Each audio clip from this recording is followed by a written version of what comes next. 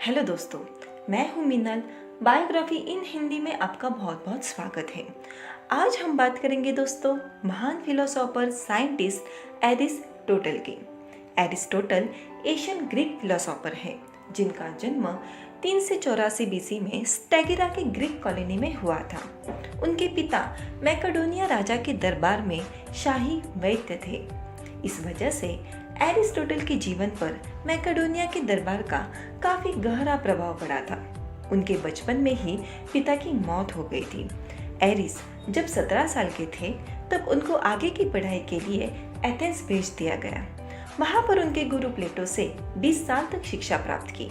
पढ़ाई के आखिरी सालों में वो खुद पढ़ाते थे। एरिस को उस समय का सबसे बुद्धिमान व्यक्ति माना जाता था, जिसकी प्रशंसा स्वयं उनके गुरु करते थे। एरिक एक ऐसे महान फिलोसोफर थे जो अपने समय में सब कुछ जानते थे। हर चीज की नॉलेज थी, हर क्षेत्र में रिसर्च और पढ़ाई की थी।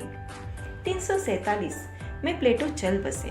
उनके बाद एकेडमी का नेतृत्व एरिस को करना चाहिए था, लेकिन एरिस और प्लेटो के विचार अलग होने के कारण उनको अवसर नहीं दिया गया।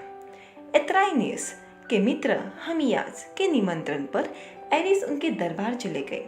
वो वहां 3 साल तक रहे। इस दौरान राजा की भतीजी हिपिलिस से शादी कर ली। वो उनकी दूसरी पत्नी थी। उनकी पहली पत्नी पिथियस की मौत के बाद उन्होंने दूसरी शादी की। उनके बेटे का नाम निकोमेक्स था, जो उन्होंने अपने पिता के नाम से रखा। वो अपने पिता से बहुत प्रेम करते थे। उनकी याद में ही अपने बेटे का नाम रखा था। फिर उसके बाद मैकेडोनिया के राजा फिलिप के निमंत्रण पर वो उनके बेटे अलेक्जेंडर को पढ़ाने लगे।